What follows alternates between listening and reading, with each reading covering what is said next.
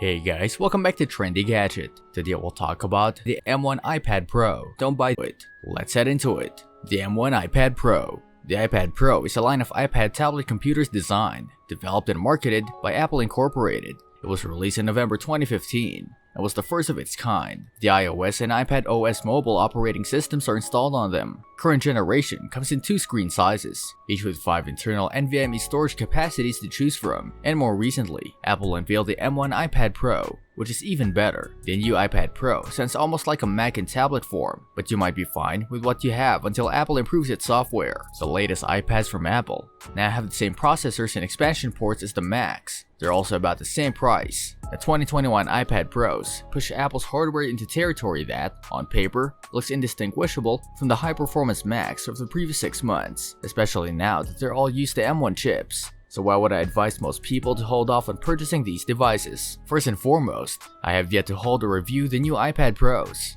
However, after considering what they're offering and at what cost, it's clear that most people don't require them. Perhaps you should wait and think about it as well. Also, make sure to write your thoughts in the comment section. That's right.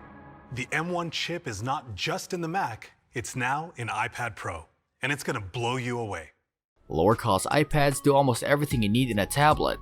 If you're only using an iPad or iPad-like activities for movies, games, email, Zoom, etc., a basic iPad will suffice. Depending on the model, these can cost up to $300. The iPad Air from the last fall is excellent.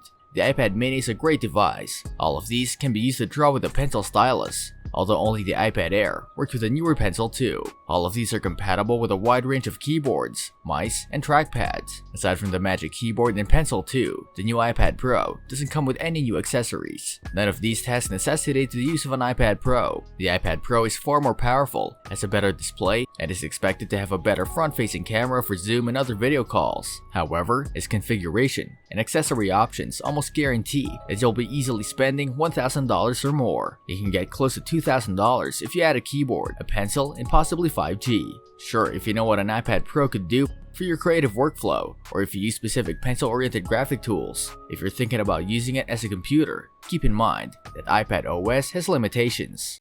Maybe you just do art for fun. I would err on not getting this and getting the 2020 model at the most. We don't know how much Apple will unleash iPad OS in the future. The hardware and performance of the iPad Pros have always been top-notch. Inputs and operating system have been the major stumbling blocks. In 2018, Apple added USB-C to the iPad Pro, but it didn't work with many common USB-C accessories at first. It's still not working. Adding Thunderbolt to the iPad sounds fantastic, but how flexible will it be compared to a Mac? And how many docks will it support? Similarly, the iPad Pro M1 support for higher resolution monitors is limited by iPad OS's ability to support external monitors. Currently, iPad OS only allows monitors to work with a select number of apps. Otherwise, the iPad display is simply mirrored. It will make sense for Apple to update iPad OS in the next version and discuss it at the June WWDC. But how can we be certain that this will happen? The M1 iPad Pro should theoretically be able to transform into a Mac if it uses the same hardware as the new Macs. Apple, on the other hand, has yet to reveal this plan in this regard. Meanwhile, an iPhone-like user interface, limited multitasking, and inflexible file storage continue to limit iPad OS. The previous iPad Pro is still really good. Again, the speed benchmarks for the 2020 iPad Pro and even the 2018 iPad Pro are comparable to laptops. There are excellent displays, speakers, and microphones available. If you need it, the 2020 model already has LiDAR for 3D scanning and augmented reality. According to Apple, the M1 iPad Pro is faster on paper, but the practical difference is likely to be the equivalent of next year's iPhone versus last year's version. If you bought one in the last few years, you probably won't need this upgrade.